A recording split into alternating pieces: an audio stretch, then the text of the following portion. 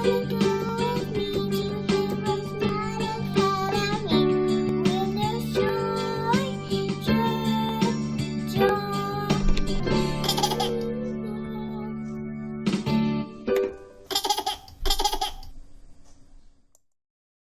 hello boys and girls, moms and dads. Welcome to HeroesMart School Academy. This is 5th grade English, week number 22 and day number 5.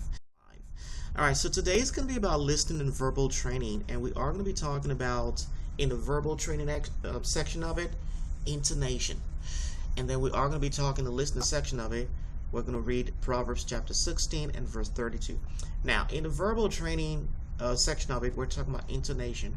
And intonation is the rise and fall of the voice in speaking. And there are three main types of intonations. There is the falling intonation, there is the rising intonation, and there is the fall-rise intonation. When do we typically use the falling intonation? Well, we lower our voices on the last syllable of the sentence, such as, "What is your name?" All right? So when you're trying to ask a question like that, you use a falling intonation. What is your name? You see that name? The tone of it dropped a little bit. Then the rising intonation, you're going to raise your voice at the end of a sentence to ask a question requiring a yes or a no answer. So the first question over here is not going to be a yes or a no, but this one over here in the rising intonation is going to be yes or no. Have you had dinner yet? Well, you can see that yet is raised a little bit. So, well, I've had dinner, yes ma'am, or no ma'am, I haven't had dinner. It requires a yes or a no. You're going to raise your voice. That's called rising intonation. Then what about fall and rise intonation? Well, fall rise intonation used at the end of a sentence to make a question more polite. The voice falls on the second to the last syllable, then rises slightly on the last syllable. Could you hand me the Bible?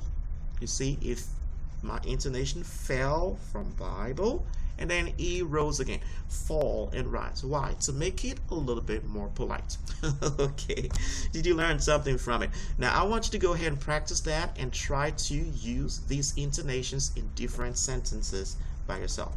All right. So we're going to do right now listening and listening training, which I'm going to read this particular scripture to you. Then I'll come back and you're going to read it with me, watching my intonations or the rise and fall of my pitches, so you can know if I am in the middle of my sentence and if I'm at the end of my sentence. All right. Better a patient person than a warrior, one with self-control than one who takes a city. Proverbs chapter 16 and verse 32. All right. Did you see that I raised my pitch a little bit here? Then I dropped it when I got to the full stop or the period punctuation mark. So let's read it together. Better a person, no, let's start again. Better a patient person than a warrior, one with self-control than one who takes a city. Proverbs chapter 16, verse 32. All right, so go ahead and read that to yourself multiple times over. Read it to your moms and your dad. And don't forget, practice falling intonation, rising intonation, and fall rise intonation. All right, would you do that for me? I sure hope so. Well, that's what I got for you today, boys and girls. Remember, God cares about you, and so do we.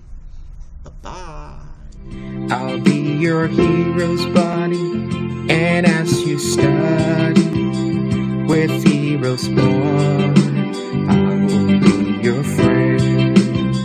So don't you